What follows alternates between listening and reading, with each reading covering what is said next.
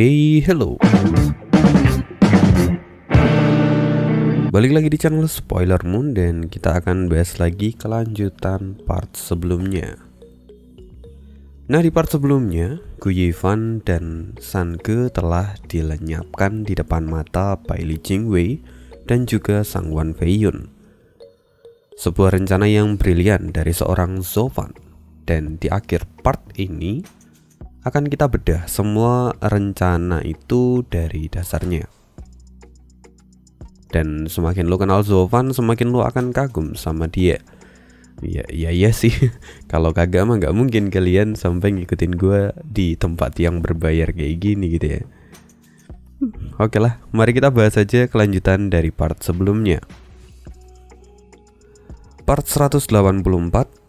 Dan part kali ini Ane ambil dari bab 943 sampai dengan 947. Setelah 3 jam berlalu, San Ge, Gu Yifan, San Ge, di mana kalian? Sebuah teriakan terdengar di sekitar pusat ledakan di mana Zovan dan San Ge sebelumnya menghilang. Terlihat di sana sosok wanita bertubuh halus dan berparas cantik berjalan di atas lautan pasir berdebu. Matanya tampak memerah dan air mata mengalir di kedua pipinya. Dia terlihat sangat khawatir begitu sampai di tempat ini. Selain itu, di sekelilingnya ada lebih dari selusin orang berpakaian putih yang juga ikut berteriak, "Tuanku, Tuan Muda San Ge! Tuanku!"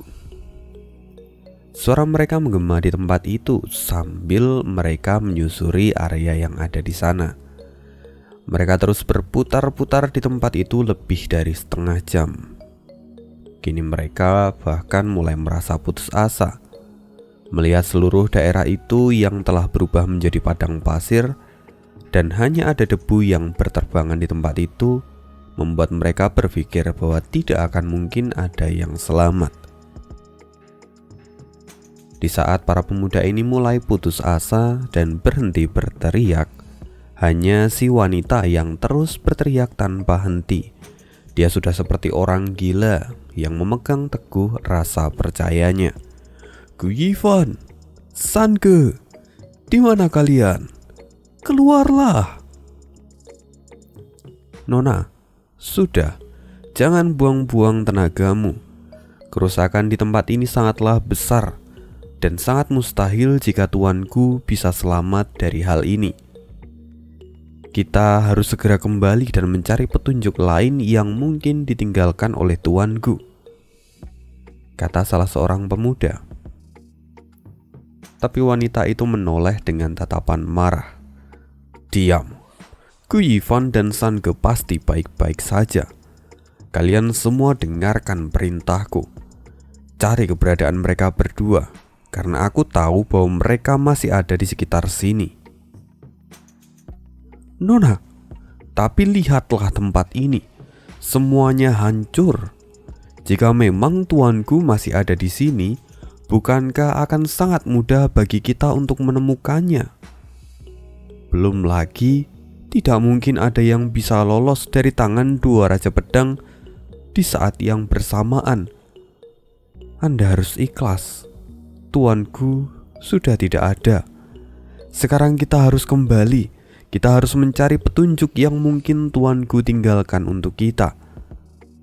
Lagi pula, prioritas utama kita saat ini adalah pedang suci." Pria itu terus membujuk si gadis yang tidak lain adalah King Yan. Ya, kalian pasti udah tahu dari awal. Tapi King Yan tidak mau pergi. Dia sangat yakin bahwa Zovan pasti bisa memenuhi kata-katanya. Dan benar saja, gelombang fluktuasi tiba-tiba menyebar dari daerah kosong yang ada di depan situ. Lalu segera setelah itu dua sosok keluar dari celah dimensi yang terbuka. Keduanya jatuh ke atas pasir dengan darah yang segera menggenang di atas pasir. Semua orang pun terkejut termasuk King Yan. Dia segera berlari dan menghampiri kedua sosok itu. Tuanku, Sange, apa kalian baik-baik saja? Syukurlah kalian masih hidup, syukurlah. Para pemuda berpakaian putih itu masih terdiam dan tampak tidak percaya. Tuanku benar-benar orang suci. Aku tidak percaya bahwa dia bisa lolos hidup-hidup dari tangan kedua Raja Pedang. Bagaimana dia bisa melakukan ini? Bukankah dia justru terlihat seperti monster sekarang? Sudah, ayo ke sana, kata pemuda lain yang kemudian menepuk punggung dari pemuda itu. Mereka pun segera bergegas menghampiri Sofan. Setelah mereka datang ke sisi Sofan, mereka bisa melihat bahwa saat ini Sofan sedang terluka parah. Terlebih lengan kanannya dan juga bagian tubuh yang lain yang kini sudah dipenuhi dengan luka. Darah mengalir dengan deras dan mereka bisa tahu kalau itu pasti adalah luka karena menerima pukulan dari Dan Gingseng. Kini tiba-tiba Sofan melirik tajam pada para pemuda itu dan kemudian dengan mengumpulkan sisa-sisa tenaganya dia berteriak, "Aku meminta kalian datang kemari bukan untuk mengumpulkan mayat, tapi untuk merawatku setelah aku terluka seperti ini. Lebih baik sekarang kalian pergi dan rawat aku, atau kalian akan kehilangan pedang suci untuk selamanya." Setelah selesai mengatakan itu, mata Sofan tiba-tiba memutih dan dia kemudian kehilangan kesadarannya. Kepalanya jatuh ke pasir, tapi dia masih memeluk erat tubuh Sange. Semua orang bisa melihat anak kecil yang kini berada di dalam pelukan Sofan. Dia juga tampak tidak sadarkan diri, tapi lukanya tidaklah banyak. Lalu salah seorang dari mereka berkata, "Tuanku memang seorang ayah yang sejati.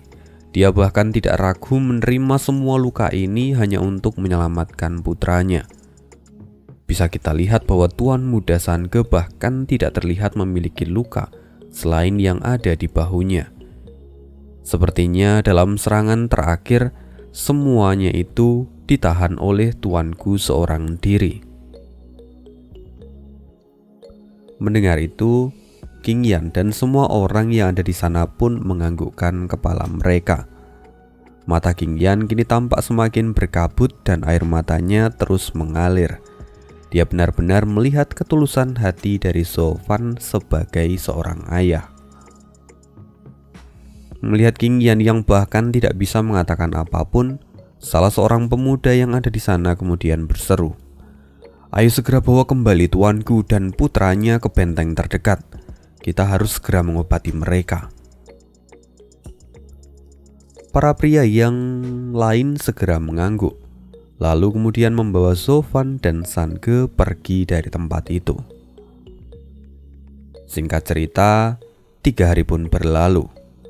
Perlahan kelopak mata Sofan mulai bergerak dan dia pun akhirnya bangun setelah 3 hari tidak sadarkan diri. Sofan kini tampak tetap tenang, bahkan setelah mengalami semua kejadian besar itu. Lagi pula dialah yang mengatur semua jalan cerita ini. Dia tahu bahwa akan ada regu penyelamat yang akan menolongnya serta putranya. Jadi itu membuat Sofan merasa lebih tenang. Dia sama sekali tidak terlihat khawatir saat pertama kali membuka matanya. Selain itu, hal lain yang membuat dia merasa lebih yakin akan diselamatkan adalah transaksinya dengan keluarga Sangwon yang masih belum selesai. Saat ini pedang suci masih ada di tangannya. Bahkan jika sebelumnya dia mengatakan pada Baili Jingwei kalau pedang itu ada di tangan keluarga Sangwon, tapi sebenarnya itu hanyalah bualan Sofan untuk menguatkan alibinya. Karena itu, keluarga Sangwon tidak akan mungkin membiarkan Sofan mati begitu saja. Karena itulah mereka pun datang sesuai dengan arahan Sofan. Dengan begitu, Saat mereka datang dan menemukan Sofan, mereka pasti akan langsung merawat Sofan dan Sange yang terluka. Semuanya adalah rencana Sofan dan itu sangat sempurna. Perlahan Sofan pun tampak menyeringai. Dia benar-benar telah mengendalikan semua situasi yang ada. Dan pada akhirnya, baik keluarga Sangguan ataupun Bailey Jingwei dan Fei Yun hanya bermain-main di atas telapak tangan Sofan. Semua dikendalikannya seorang diri. Setelah itu, Sofan perlahan bangun. Dia mencoba untuk menggerakkan kekuatannya, tapi dia terkejut karena dia merasakan ada sensasi nyeri di seluruh tubuhnya. Sial. Dan Ginseng, dia benar-benar kejam. Jika dia tidak kejam, mana mungkin dia bisa menyembunyikan kematian kita dari mata Raja Pedang Fei Yun. Tiba-tiba sebuah suara menyahut dari arah samping. Suara itu tidak lain adalah milik Sange. Dia kini masih terlihat terbaring. Lalu kemudian dia berkata lagi, "Ayah, kamu sudah meminta orang lain bekerja untukmu, tapi kamu masih menyalahkannya. Jika orang tua itu tahu apa yang kamu katakan, dia pasti akan memarahimu. Bahkan dia mungkin akan langsung membunuhmu dengan pedangnya." Sofan tampak mengerutkan keningnya lalu menoleh. "Jadi Sange, apa kamu sudah tahu tentang semua ini?" "Tentu saja," jawab Sange dengan santai. Lalu dia perlahan tertawa. "Bagaimana mungkin aku tidak tahu? Sejak Yulin datang padaku, dia mengatakan kode rahasia yang bahkan tidak aku tahu. Jadi aku sudah menduga semuanya. Karena kita tidak pernah mengatakan kode atau apapun itu. Jadi aku tahu bahwa pesan itu sebenarnya bukan untukku, tapi untuk orang lain yang ada di tempat itu. Dan benar saja, lewat kode acak itu, bahkan Bailey Jingwei tidak bisa menyadarinya. Harus aku akui bahwa ayah sangatlah cerdik." Sofan perlahan tersenyum. "Sekarang kamu semakin pintar. Memang sejak awal kode itu untuk Dan Ginseng. Walaupun aku tidak tahu apakah dia akan benar-benar membantuku atau tidak, aku hanya bisa bertaruh. Karena ini adalah bagian paling penting dari rencanaku. Tapi pada akhirnya aku bersyukur bahwa orang tua itu masih mau mengikuti permintaanku. Dia bahkan tidak segan menggunakan kekuatannya untuk menyembunyikan hawa keberadaan kita dari Bailey Jingwei ataupun Fei Yun. Lalu di momen kritis itu aku akhirnya bisa menggunakan tahap ke-6 mata Dewa Kongming untuk menciptakan ruang kosong dan memisahkan diri kita dari dimensi itu. Sekarang mereka pasti berpikir bahwa kita telah mati dan kita tidak akan pernah lagi diganggu di masa depan. Tapi ayah, jika dia tidak mau membantu kita, lalu apa yang akan kamu lakukan?" tanya Sange sambil menoleh ke samping. Sofan menghela nafas lalu kemudian dia perlahan tersenyum. "Sebenarnya, jika memang Dan Ginseng tidak mau membantu kita, maka aku berniat untuk menggunakan Long Jidan. Itu adalah rencanaku.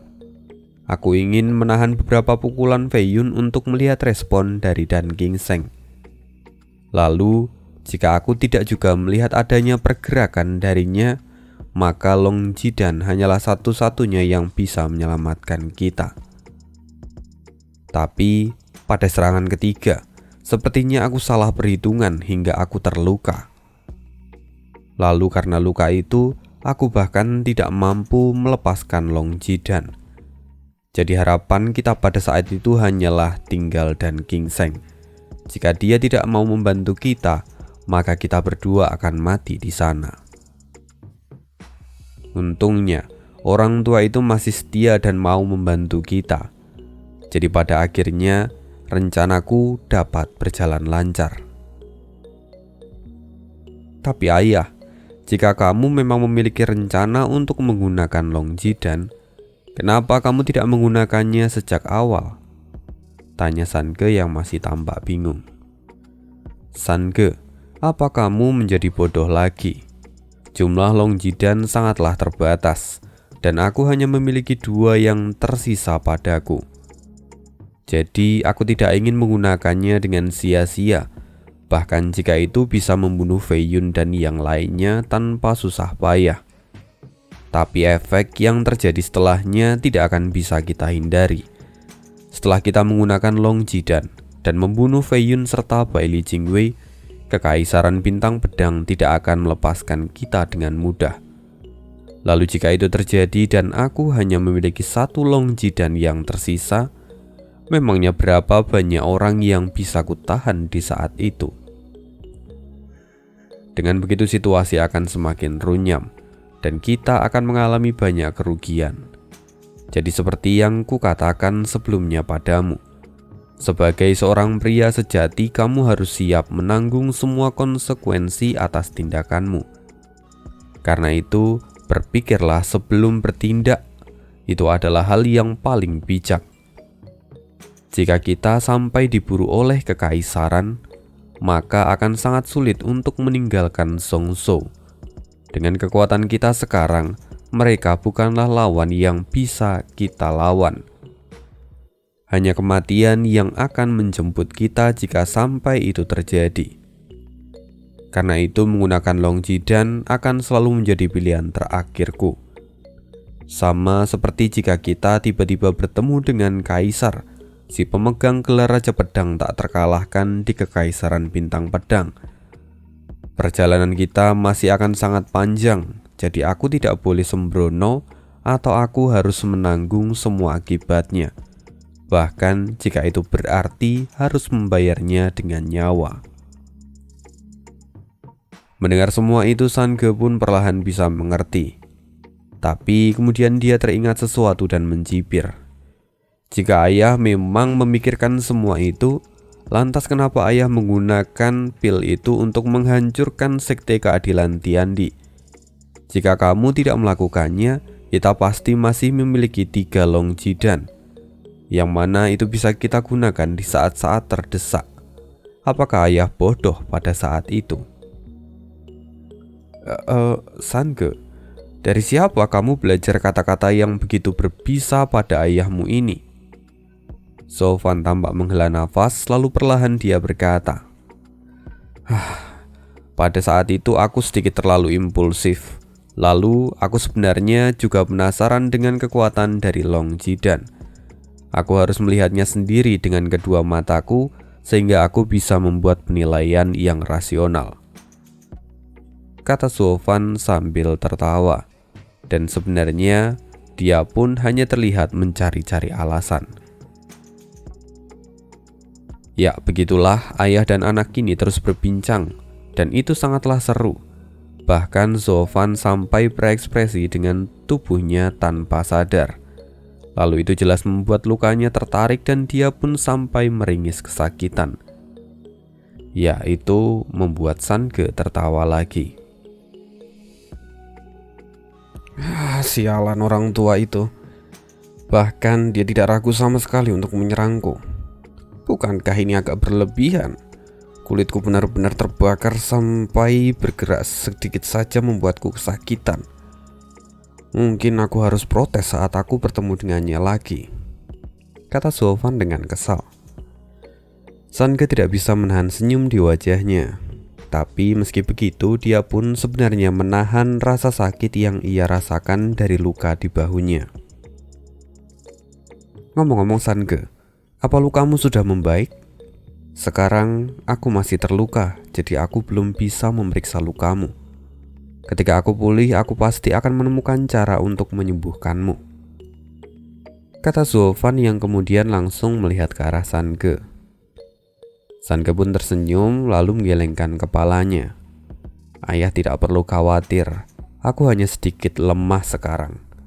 Lukaku sudah membaik. Aku bisa tahu bahwa keluarga Sangguan telah memberiku banyak pil penyembuhan. Oh, Itu sangat bagus. Meski aku tahu kualitas pil mereka tidak sebaik milikku, tapi setidaknya itu pasti cukup efektif untuk menyembuhkan lukamu, kata Zofan sambil tertawa. Dia pun terlihat merasa lega. Tapi Zofan ini memang orang yang tidak peka. Dia bahkan tidak bisa menyadari ada ekspresi pahit di wajah Sange. Dia seperti itu karena menahan rasa sakit yang tiada habisnya. Bahkan di balik perban yang membalut lukanya, kini darah masih terus mengalir keluar.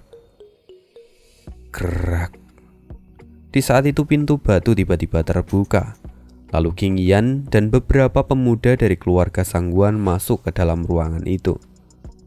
Lalu saat melihat Zofan yang sudah sadarkan diri, King Yan segera berteriak dan tampak gembira. Bagus sekali, kalian sudah bangun. Ya, terima kasih atas bantuanmu, kata Zofan sambil mengangguk dan tertawa kecil. King Yan sendiri tersenyum lalu dia berkata, Tuanku, lukamu sangat parah kali ini, tapi kamu masih bisa terlihat begitu tenang. Padahal kami sudah menggunakan banyak ramuan obat untuk menutup lukamu. Sebagian besar luka di tubuhmu memang mulai menutup, tapi kamu tidak perlu khawatir. Aku adalah seorang alkemis. Selama jiwaku aman, maka aku akan baik-baik saja. Ini hanyalah cedera kulit. Dengan ramuanku sendiri, semuanya akan kembali seperti sedia kala dalam sekejap, kata Zofan dengan penuh rasa percaya diri. Dia kemudian mengeluarkan sebuah botol porselen kecil, lalu mengeluarkan sebuah pil berwarna hijau zamrud. Aroma yang menyegarkan segera meledak dan memenuhi seluruh ruangan itu. Orang-orang dari keluarga Sangguan tidak bisa menyembunyikan keterkejutan mereka. Wow, ini adalah pil Tong Tian. Menggunakan pil kelas 10 untuk menyembuhkan luka luar. Tuanku benar-benar adalah seorang tiran lokal. Tidak ada satupun tetua dari keluarga Sangguan yang sanggup menyaingi tuanku. Zofan kemudian melambaikan tangannya. Ya, jika dalam kondisi biasa, aku tidak akan menggunakan hal seperti ini. Tapi sekarang aku harus segera sembuh dan merawat putraku. Jadi tidak ada waktu untuk pilih-pilih, kata Zofan dengan santai. Lalu segera dia meminum pil itu, dan sambil mengambil pose bersila, luka-luka itu mulai perlahan sembuh. Tapi pergerakannya cukup lambat. Ini membuat Zofan sendiri mengerutkan keningnya dan merasa aneh. Lalu pemuda dari keluarga Sangguan itu mengerti apa yang Zofan pikirkan. Lalu dia pun berkata, Tuanku, Anda sudah terkena serangan dari Raja Pedang Pembunuh Naga. Kekuatannya memang berbeda dari ahli biasa. Semua itu karena dia telah mempelajari teknik dari pedang suci. Jadi ini bukanlah masalah yang sepele. Bahkan pada umumnya untuk sembuh dari luka ini setidaknya butuh waktu lebih dari 10 hari. Tapi Anda sungguh luar biasa karena setelah 3 hari Anda sudah mampu bangun. Penyembuhan Anda itu tergolong sangat cepat. Apa? Maksudmu luka dari serangan pedang suci itu akan sangat lamban untuk disembuhkan? Wajah Zofan tampak terkejut. Dia perlahan ingat lagi kejadian saat lengan kilinnya terluka oleh pedang suci di Akademi Xuanglong. Pada saat itu, memang butuh waktu yang cukup lama sampai lukanya benar-benar bisa pulih. Apakah mungkin serangan dari ahli pedang juga mengandung esensi dari kekuatan pedang suci? Sampai-sampai itu membuat proses penyembuhan lukanya menjadi sangat lambat. Zofan mulai berpikir, apakah itu memiliki hubungan dengan kekuatan dari Kaisar Pedang bawahan Kaisar Surgawi? Zofan kini tampak mengerutkan keningnya, dan secara tidak sadar dia menggerakkan lengan kanannya. Dan di saat itulah dia merasakan rasa sakit yang menyengat dan langsung dikirim ke otak. King Yan bisa melihat ekspresi Zofan yang terlihat aneh. Lalu dia berkata, Tenanglah, lenganmu baru saja dibalut. Kamu terlalu banyak bergerak dan itu membuatnya berdarah lagi. Jadi, ku minta jangan banyak bergerak." Mendengar itu, Sofwan semakin merasa ada yang salah. Dia langsung menoleh ke samping dan dia bisa melihat luka di lengan kanannya belum menutup. Darah masih terus mengalir dengan deras dan keluar dari balik perban yang membalut lengannya. Salah seorang pria yang ada di sana berkata, "Nona, sepertinya cedera di lengan kanan tuanku terlihat tidak biasa. Bahkan jika pemulihan lukanya itu sangatlah lambat, tapi sepertinya luka ini bahkan tidak terlihat sembuh sama sekali. Jika pendarahan ini terus berlanjut, maka itu bisa mengancam tubuh fisik tuanku." Sofwan tampak linglung. Dia terdiam untuk waktu yang lama. Dia berusaha untuk merangkai semua kejadian yang pernah dia alami. Lalu di saat itu kembali seorang pemuda berkata, "Tuanku, saya sudah memeriksa lukamu sebelumnya. Sepertinya luka di lengan kananmu adalah luka dari serangan Sangguan Feiyun, dan dampaknya jauh lebih besar daripada serangan yang diberikan oleh Raja Pedang Dan. Aku tidak tahu apakah itu karena kekuatan Sangguan Feiyun yang jauh lebih kuat daripada Raja Pedang Pembunuh Naga, atau karena faktor lain." Mata Sofwan tiba-tiba terbuka lebar. Lengan kilin. Sofwan terlihat bergumam. Tidak heran, bahkan setelah aku melemahkan kekuatan pedangnya pun, aku tidak bisa menahannya dengan lengan kilinku. Jadi begitu, rupanya teknik dari pedang suci memang sengaja dirancang untuk mengalahkan kilin surgawi. Sofwan sekali lagi terkejut setelah menggumamkan itu. Dia teringat akan kilin dan putranya yang adalah keturunan kilin. Dia langsung melihat ke arah bau Sange yang kini dibalut oleh perban. Kini semuanya sudah penuh dengan darah segar. Lukanya sama sekali tidak membaik sejak dia mendapatkan luka itu.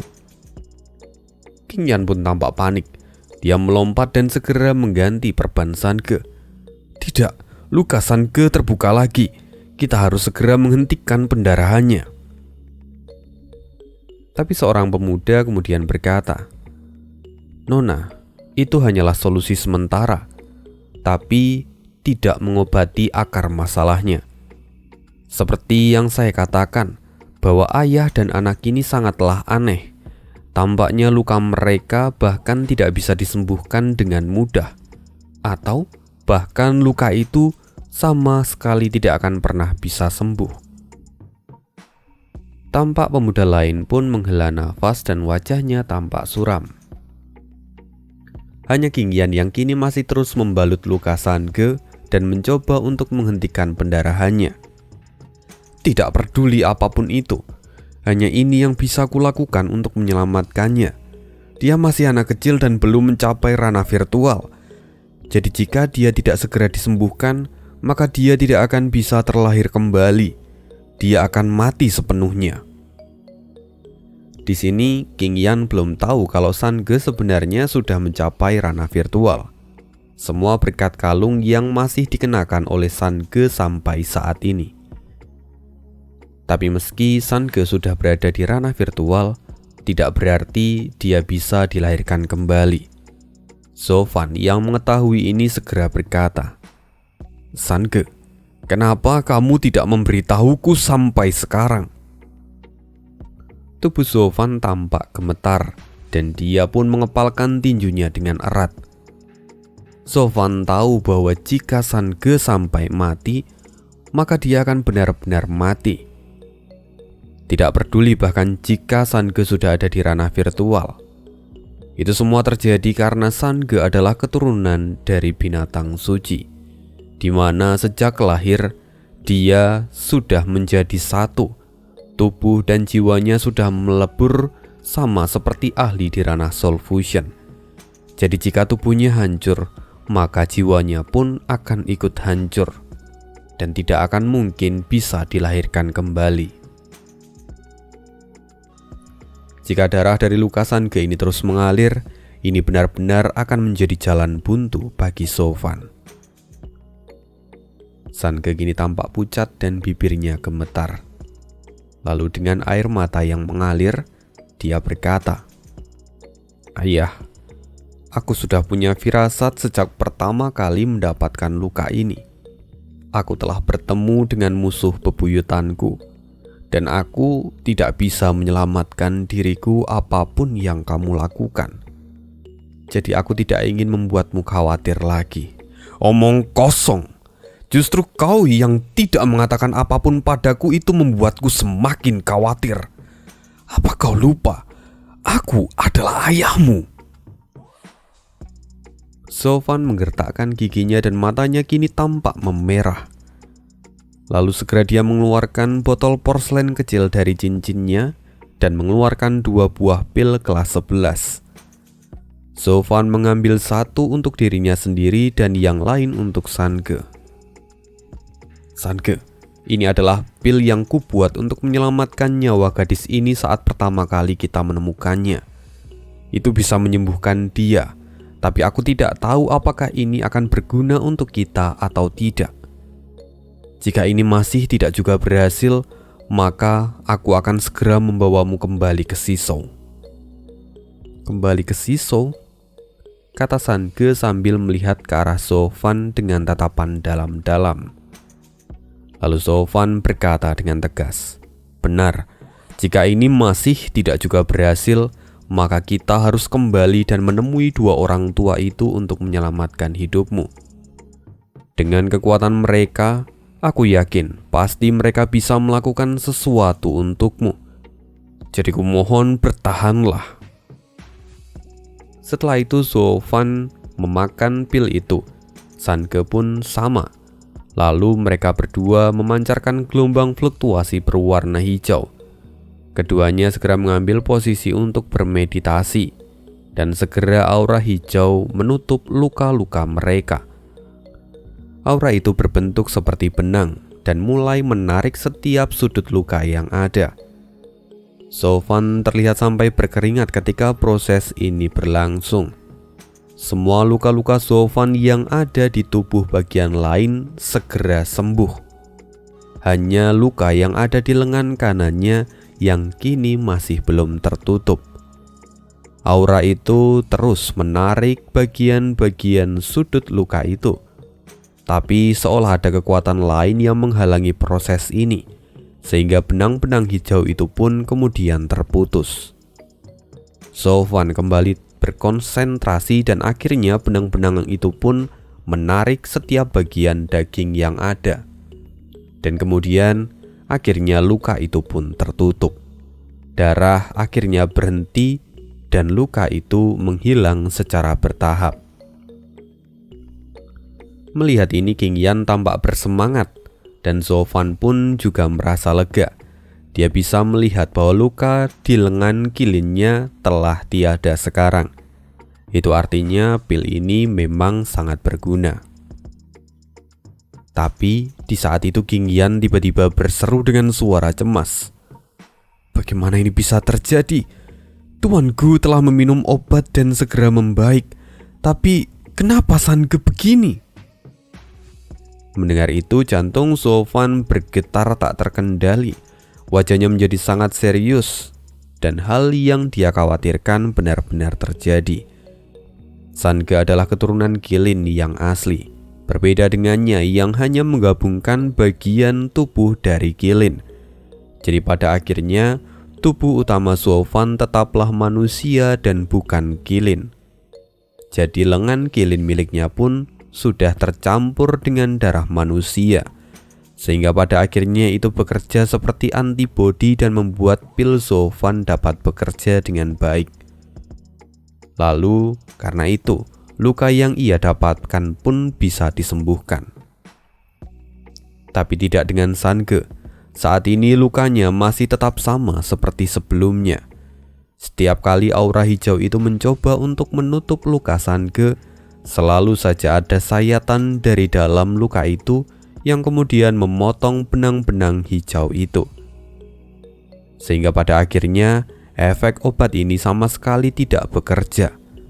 Itu hanya bisa menghentikan pendarahan Sange untuk beberapa saat saja. Sekarang Sofan semakin ketakutan. Obat ini tidak bisa mengobati Sange sepenuhnya. Jadi satu-satunya jalan adalah membawa Sange pulang. Sange terluka karena pedang suci yang disiapkan untuk melawan binatang suci. Jadi yang bisa menyembuhkannya mungkin hanyalah para binatang suci. Sofan khawatir bahwa mungkin tidak ada apapun lagi di dunia ini yang bisa menyembuhkan luka ini. Lagi pula dia tidak menemukan apapun di catatan 9 neraka yang ada di dalam ingatannya. Dia tidak mengetahui tentang luka seperti ini. Sofan kini sudah mengambil keputusan. Dia harus menemui Kunpeng ataupun Longsu untuk menyelamatkan nyawa Sange. Jadi dia segera menggendong Sange dan berjalan ke arah pintu keluar. Tunggu tuanku. Kamu mau pergi kemana? Tanya Qingyan yang buru-buru mengejar Sofan. Sofan tidak berbalik dan langsung menjawab, aku akan kembali ke Sisou untuk menyelamatkan nyawa putraku. Sisou? Tapi tuanku, Anda sekarang masih terluka parah. Biarkan aku memberikan tumpangan dan mengantarkan kalian kembali dengan aman. Tidak, itu hanya akan membuang waktuku, kata Sofan sambil menggertakkan giginya. Selain itu, akan lebih berbahaya jika aku pergi bersama kalian. Sekarang di mata Baili Jingwei dan Fei Yun aku sudah mati, tapi mereka masih mencari kalian. Jika mereka menemukan keluarga Sangguan dan aku ada di sana, maka aku tidak akan bisa menyelamatkan nyawa putraku. Sofan kembali melangkah keluar dengan terburu-buru. Sedangkan Qingyan yang melihat ini tampak tidak berjaya. Dia hanya bisa menundukkan kepalanya dengan wajah sedih. Meskipun dia saat ini sangat tahu keadaan Sange, tapi dia juga punya tugas lain. Karena itu, dia harus menahan Sofan sampai kesepakatan antara kedua belah pihak terpenuhi. Lalu dengan memberanikan dirinya, Qingyan menggertakkan gigi dan berkata, tunggu sebentar, tuanku. Jika Anda memang bersikeras ingin pergi, kami tidak akan menahanmu. Tapi bisakah kamu memenuhi kesepakatan di antara kita terlebih dahulu? Sing. Sebelum Qingyan menyelesaikan kata-katanya, sebuah pedang keluar dari cincin penyimpanan Sofan dan melesat melewati sebelah telinga Qingyan. Pedang itu langsung menancap di dinding. Mata semua orang terbelalak saat melihat bahwa itu adalah pedang suci yang selama ini mereka cari-cari. Qingyan hanya bisa melihat punggung Sofan dan kemudian menghilang bersama Sange. Baguslah. Selama pedang ini sudah kembali, maka tugas kita telah selesai, kata salah seorang pria yang ada di sana. Dia segera menarik pedang itu dari dinding. Nona, sudah waktunya untuk kita kembali. Patriark pasti sudah menunggu kita, kata pria itu dengan penuh kebahagiaan di wajahnya. Tapi saat ini, Qingyan masih menatap pintu keluar. Dia sudah tidak bisa melihat Sofan dan Sange. Dan mungkin ini adalah kali terakhir dia bisa bertemu dengan mereka berdua. Tampak sekali kesedihan dari mata Qingyan. Dia benar-benar merasa sangat kehilangan. Para pria yang ada di ruangan itu kini tidak lagi berani mengganggu Qingyan. Mereka hanya bisa menunggu sampai Qingyan bisa menerima semua itu. Dan singkat cerita, 3 hari pun berlalu. Kini sekelompok pria berpakaian putih tampak sedang berkultivasi di tengah hutan yang lebat. Mereka semua adalah para keluarga Sangguan yang masih ada di wilayah Songzhou. Mereka kini semua menunggu regu Qingyan untuk kembali. Di bagian paling depan ada seorang pria yang sangat kita kenal tentunya. Dia tampak tidak terlalu kusyuk saat sedang berkultivasi.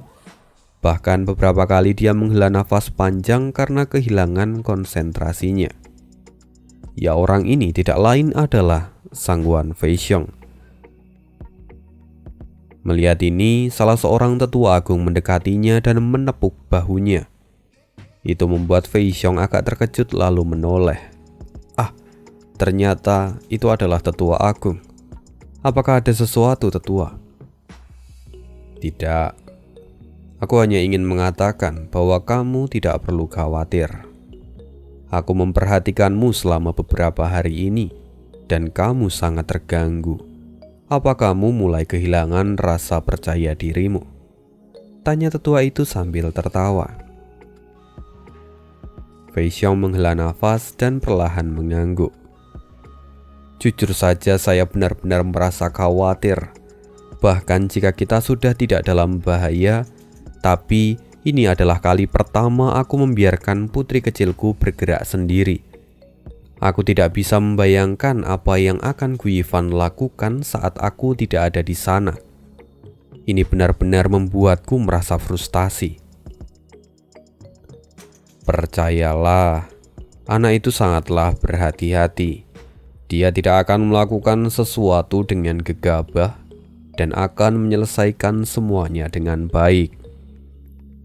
Lagi pula Fei Xiong, bukankah kamu sendiri yang pada awalnya begitu percaya pada anak itu? Kamu yang mengatakan bahwa dia adalah ayah yang peduli dengan putranya. Jadi kenapa sekarang kamu begitu risau? Ya, saya percaya pada anak itu. Tentang kesepakatan ini tentunya.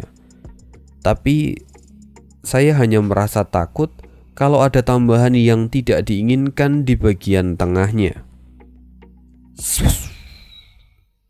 Sebelum Fei Xiong melanjutkan kata-katanya, beberapa suara menerobos udara.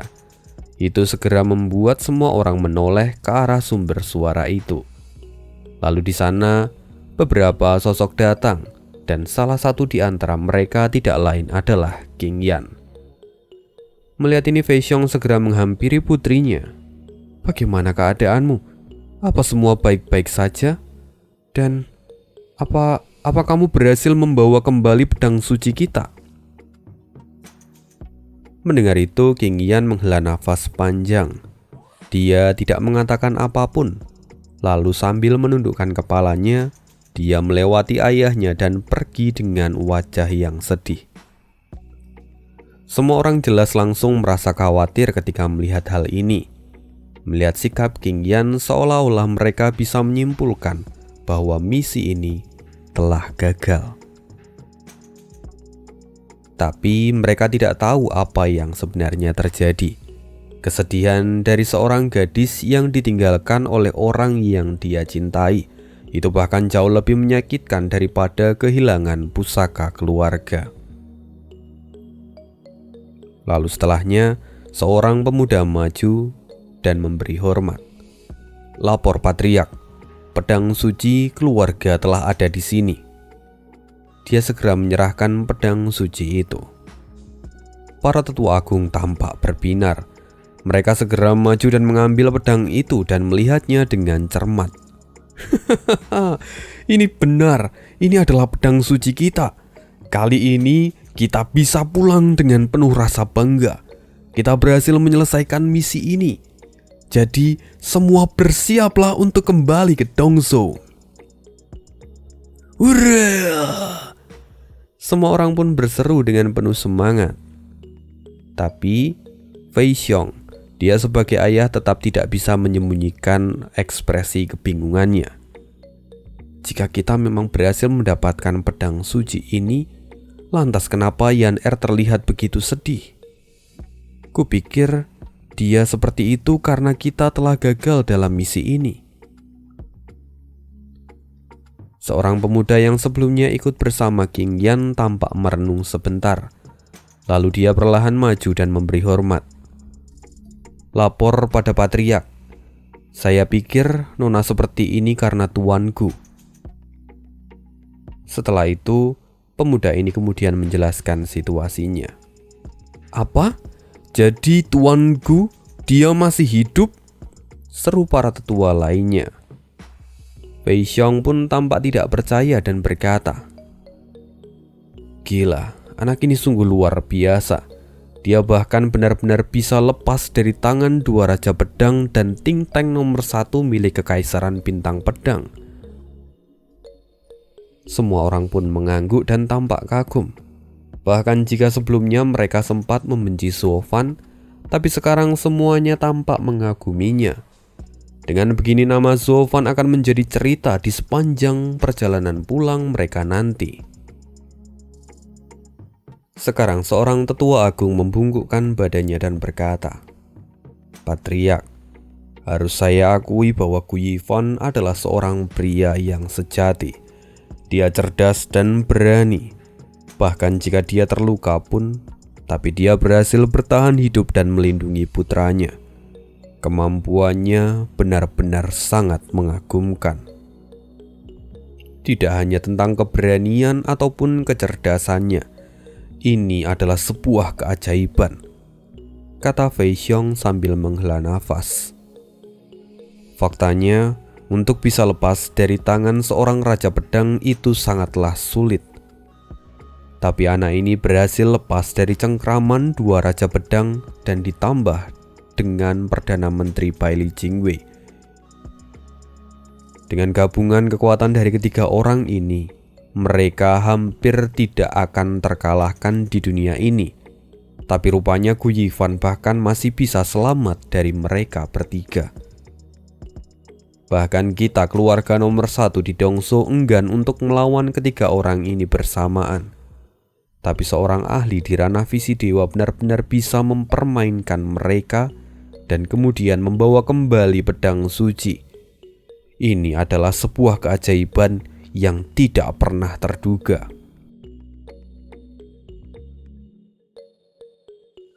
Wajah Fei Xiong dan para tetua pun tampak masam.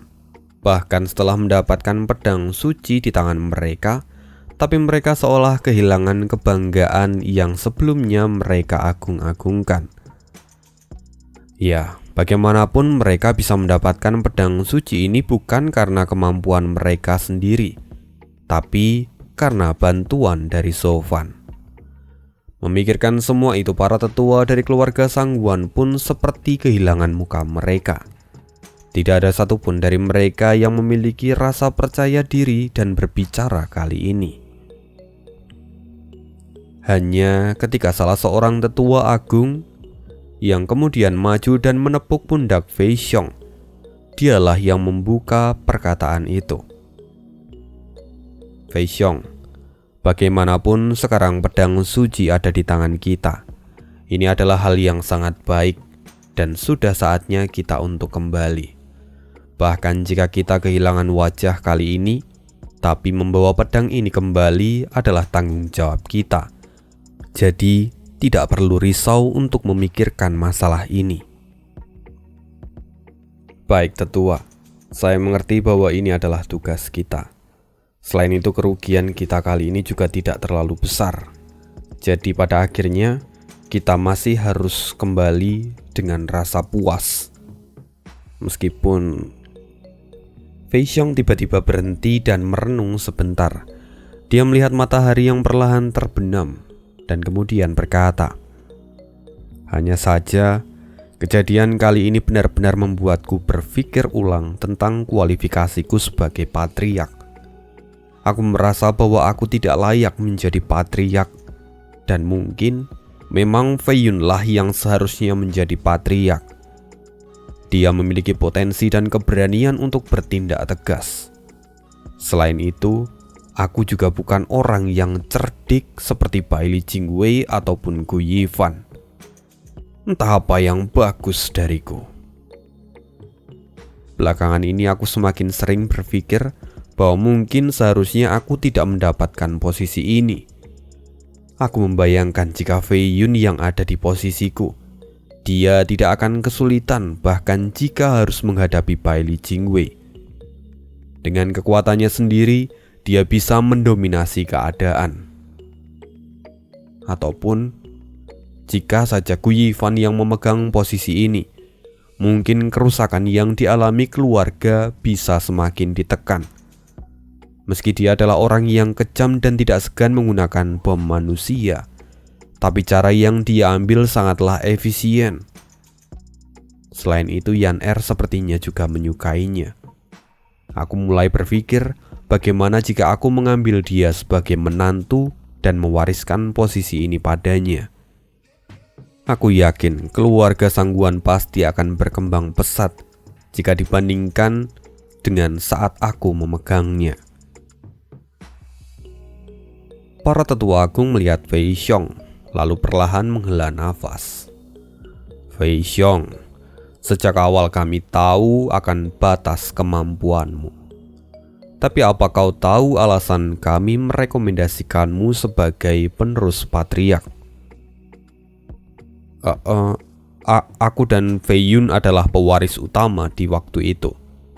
Lalu Fei Yun terlalu arogan dan membuat banyak kesalahan satu persatu, kata Fei Xiong yang tampak agak merenung.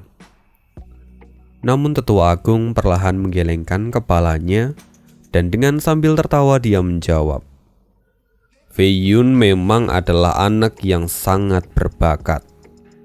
Dan jika hanya karena masalah kecil, dia mungkin tidak akan seperti ini. Kami pasti akan lebih merekomendasikannya. Tapi, lantas kenapa aku yang terpilih? Kenapa tetua tidak lebih memilih Fei Yun untuk mewarisi posisi ini?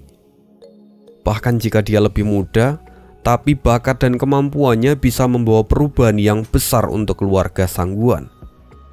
Terlebih jika dia yang terpilih, aku yakin dia tidak akan menjadi pengkhianat dan tidak akan menyebabkan masalah sebesar yang kubuat.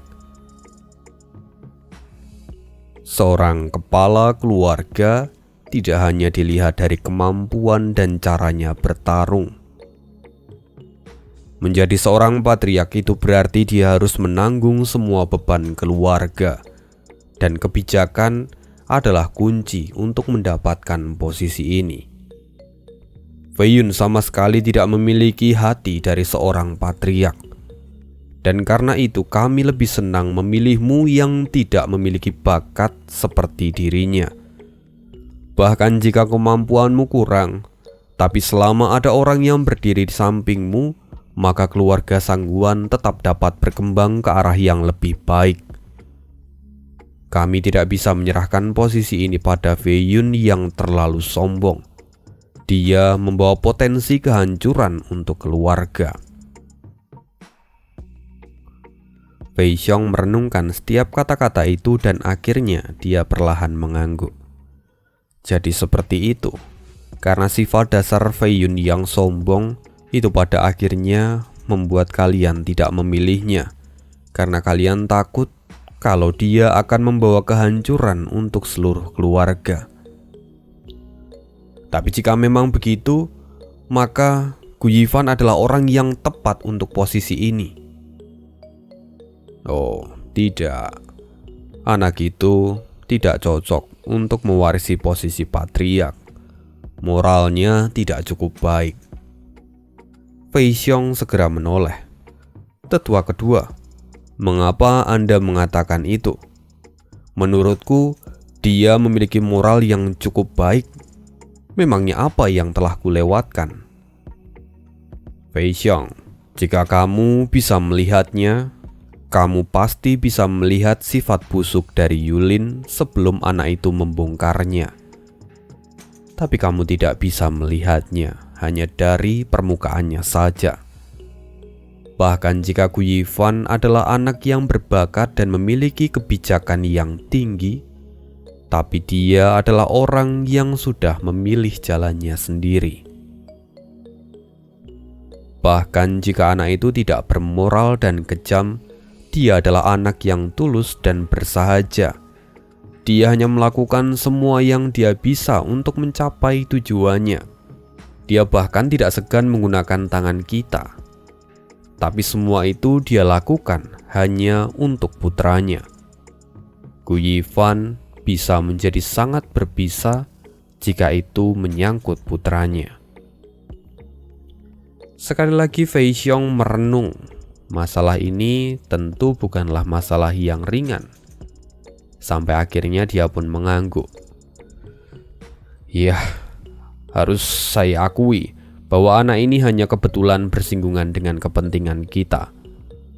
Tapi karena itu aku bisa melihat kemampuannya, dan itu benar-benar membuatku merasa takjub. Salah satu tetua agung menjawab, meski begitu, lebih baik kamu lupakan rencanamu untuk menyerahkan posisimu padanya. Tapi, jika kamu ingin menjadikan dia sebagai menantumu, itu masihlah hal yang baik. Jika dia bergabung dengan keluarga sangguan kita, itu akan memberikan manfaat yang sangat besar. Dia bisa menjadi think tank nomor 1 kita. Bahkan di masa depan, Kekaisaran Bintang Pedang tidak akan lagi menjadi ancaman jika ada anak itu. Tunggu, jika memang begitu, bukankah lebih baik dia yang melaksanakan tugas sebagai patriark? Dia bisa melakukan sesuatu lebih baik daripada yang kulakukan sekarang. Tetua Agung menjawab lagi, meski begitu, tapi punggungnya terlalu kosong untuk menjadi seorang patriark. Kosong? Ya, tidak peduli setinggi apapun kemampuannya, tapi selain putranya, dia bahkan tidak tertarik pada hal lainnya. Jadi tidak mungkin orang seperti dia bisa menjadi pemimpin dari sebuah keluarga besar. Tetua lain berkata, patriark, tidak peduli seberapa besar ataupun kecil kemampuanmu sebagai patriark, tapi kamu adalah orang yang paling layak untuk saat ini. Seorang patriark, dia adalah orang yang menanggung seluruh beban dan nasib keluarga. Tapi sekarang kamu bisa melihat bahwa Gu Yifan, dia hanya memiliki seorang putra di hatinya. Karena itu, dia tidak akan bisa mengambil keputusan yang terbaik. Sosok Gu Yifan tidak ada bedanya dengan Bai Li Jingwei. Bahkan dengan kebijaksanaan mereka tidak bisa menjadi pemimpin. Posisi terbaik untuk mereka adalah menjadi pengurus rumah tangga. Dan itu adalah yang terbaik untuk mereka. Mendengar ini, Fei Xiong agak terkejut. Tapi perlahan dia mengangguk. Dia juga bisa merasakan kesendirian Zhou Fan, dan orang seperti itu memang tidak memiliki kemampuan untuk menanggung seluruh harapan keluarga. Jadi pada akhirnya Fei Xiong pun menyerah untuk mendebat para tetua ini. Setelah itu keluarga Sangguan pun berberes dan kemudian bergegas untuk pergi meninggalkan Zhongzhou. Tapi mereka melewati rute lain, tidak langsung menuju Dongzhou. Di sisi lain, sekarang sudah 1 bulan berlalu sejak perang kematian Zhou Fan. Kini musim dingin telah datang ke Zhongzhou dan salju pun mulai turun. Di sana terlihat Dan King Seng yang melihat langit yang kini tampak redup.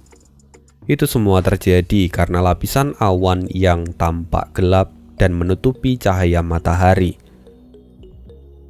Dan King Seng kini seolah teringat akan kesepakatannya dengan Zhou Fan yang sebelumnya. Senior, jika aku dalam masalah yang serius, aku harap kamu mau membantuku. Anak kecil, aku tidak akan mengambil resiko untuk diriku sendiri. Senior tidak perlu khawatir, aku tidak akan menimbulkan masalah apapun untukmu. Selama kamu menjadi eksekutor dalam drama kematianku, aku pasti bisa melarikan diri dan lepas dari kematian. Apa? Anak kecil, apa kamu sudah gila? Bahkan jika aku menahan seranganku, itu pasti akan sangat menyakitimu. Lalu jika kamu berhasil lolos dan berencana untuk pergi, kamu harus bersiaga dengan musim dingin yang akan segera tiba. Jika itu sampai terjadi, maka kau tidak akan bisa memulihkan lukamu dan kamu hanya akan mati konyol. Tapi pada akhirnya Zhou Fan meyakinkan Dan Qingseng untuk mengikuti rencananya. Dan sekarang Dan Qingseng tahu kalau Zhou Fan benar-benar telah berhasil lolos. Itu sungguh adalah pertunjukan yang sangat luar biasa bagus.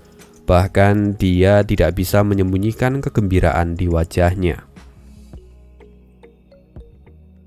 Dan Qingseng kini kembali menyesap anggur yang ada di tangannya sambil menikmati pemandangan di luar. Senyuman terlihat jelas di wajahnya sekarang. Hei, Raja Pedang Pembunuh Naga, apa kiranya yang membuatmu tampak begitu bahagia? Jarang sekali aku melihatmu tersenyum seperti ini. Sebuah suara mengejutkan Dan Qingseng. Lalu dia hanya bisa tersenyum tipis.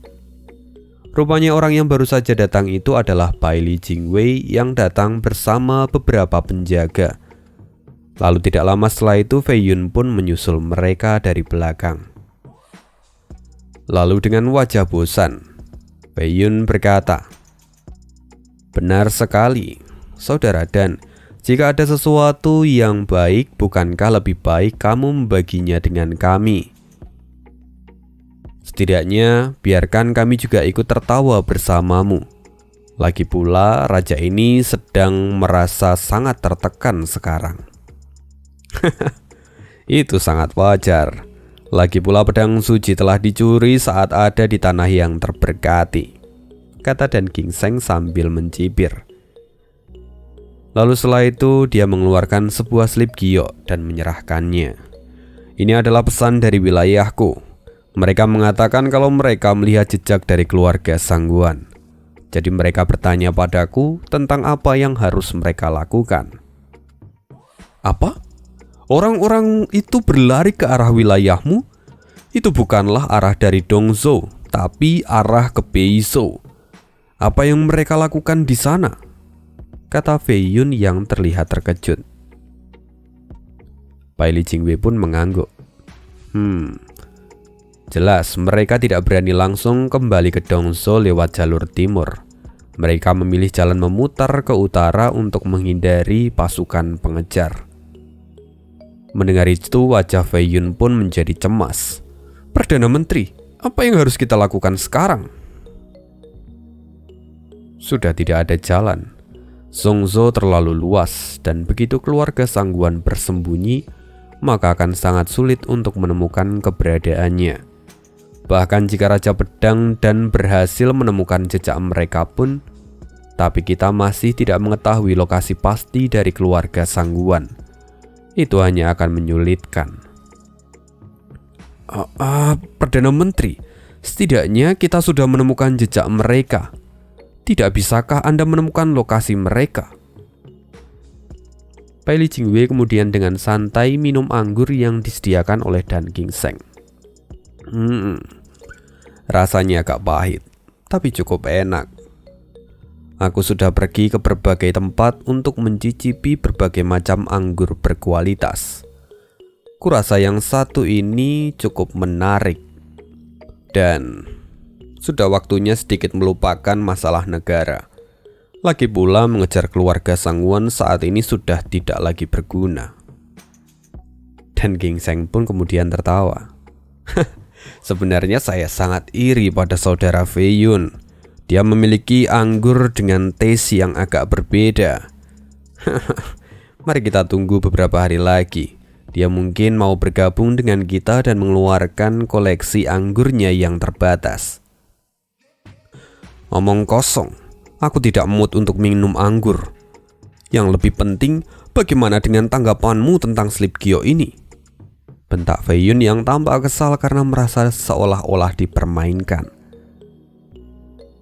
Dan Qingseng menghela nafas lalu kemudian tertawa sedikit. "Apalagi yang bisa aku lakukan? Mereka bertanya padaku tentang apa yang harus mereka lakukan. Jadi aku memberi mereka 3 kata. Jangan lakukan apapun." Saat ini keluarga Sangguan masih memiliki lebih dari 100 ahli yang kuat. Dan juga ada 3 tetua agung yang setara dengan seorang raja pedang. Jadi jika mereka bergerak dengan gegabah, maka mereka tentu hanya akan dimusnahkan dalam sekejap. Kau? Fei Yun seketika menjadi marah. Lalu dia menoleh ke arah Bai Li Jingwei dan berkata, "Perdana Menteri, lihat bagaimana orang tua ini bersikap. Dia jelas-jelas tidak mau melakukan apapun dalam situasi seperti ini. Aku harus menuntutnya." Bai Li Jingwei melirik sedikit lalu berkata, "Saya sarankan supaya Raja Pedang Fei Yun tidak terlalu menyombongkan diri. Karena saat ini saya ada di pihak Raja Pedang Pembunuh Naga." "Apa?" Fei Yun terkejut setengah mati. "Jika kamu tahu tidak bisa melakukan apapun dan tetap ingin melakukan sesuatu, maka itu adalah tindakan yang sangat bodoh. Sejak awal aku memerintahkan untuk memulai operasi pencarian keluarga Sangguan hanya untuk menenangkan keributan yang ada. Aku tidak pernah mengharapkan ada kemajuan apapun. Dan sekarang setelah mereka menemukan jejak keluarga Sangguan, itu pun tidak ada artinya. Karena mengirim ratusan nyawa kepada mereka hanya akan membuat kita semakin mengalami kerugian. Jadi, singkatnya, kita telah kalah kali ini. Dan kita tidak bisa melakukan apapun selain menyesalinya. Jadi tidak ada yang perlu dilakukan. Dan Raja Pedang Fei Yun, bersiaplah untuk menerima teguran dari Yang Mulia Kaisar." "Lapor!" Sebelum Bai Li Jingwei selesai berbicara, seorang penjaga datang dengan terburu-buru. Dia segera menyerahkan slip giok pada Bai Li Jingwei. "Lapor Perdana Menteri, ini adalah slip giok dari ibu kota kekaisaran." Dari ibu kota? Bai Li Jingwei tidak bisa menahan tawanya. Lalu kemudian berkata lagi, "Aku baru pergi selama 3 bulan dari ibu kota. Tapi Yang Mulia sudah ingin kita segera kembali. Sepertinya aku harus segera kembali." Fei Yun tampak kesal. Tapi Bai Li Jingwei bukanlah orang yang bisa diprovokasi. Jadi pada akhirnya dia hanya bisa membungkuk dan berkata, "Perdana Menteri adalah matahari bagi kekaisaran. Jika Anda tidak ada di sana, maka kekaisaran akan menjadi layu." Bai Li Jingwei hanya tersenyum dan mengabaikan kata-kata itu. Lalu dia kemudian membaca isi dari slip giok yang ada di tangannya, dan wajahnya langsung terkejut. "Apa?" Fei Yun menoleh dan bertanya, "Apa yang terjadi?" Bai Li Jingwei tampak mengepalkan tangannya dan kemudian berkata, "Yang Mulia Kaisar telah keluar dari pengasingannya, dan mereka memanggil 9 Raja Pedang untuk mengadakan pertemuan di ibu kota. Tampaknya kali ini kita akan mulai bergerak dan mulai dari Baizhou." "Apa? Kaisar telah keluar dari pengasingannya?" Fei Yun dan Dan Qingseng saling bertukar pandang dan berseru bersamaan. Lalu kemudian bergumam tanpa sadar, dunia akan jatuh dalam kekacauan kali ini. "Apa katamu?" bentak Bai Li Jingwei. Tidak, maksud kami dunia akan mengalami kemajuan mulai sekarang. Sudah saatnya untuk berjalan menuju cita-cita yang luhur. Yeay!" kata kedua orang itu dengan wajah kikuk. Bai Li Jingwei melirik mereka berdua. "Kedua Raja Pedang, lain kali kalian harus lebih berhati-hati saat bicara. Ini adalah kehormatan untuk Kekaisaran Bintang Pedang, dan kalian adalah bagian dari 9 Raja Pedang. Seharusnya kalian mengerti akan posisi kalian." Keduanya segera mengangguk tanpa penundaan. Bai Li Jingwei kemudian berbalik dan berseru, "Sekarang bersiaplah, kalian akan pergi bersamaku menuju ibu kota kekaisaran." "Kalian akan pergi bersamaku menuju ibu kota kekaisaran."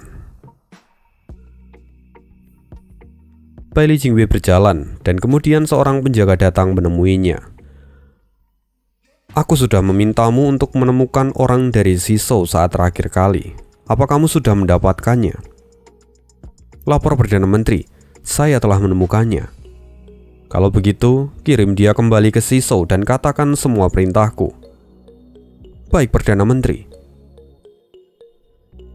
Penjaga itu kemudian pergi, dan melihat ini Fei Yun tampak heran lalu kemudian bertanya, Perdana Menteri, apa yang sedang Anda cari di Shizou? Apakah itu mencari informasi pertahanan mereka? Kupikir hal itu akan sangat mustahil dilakukan.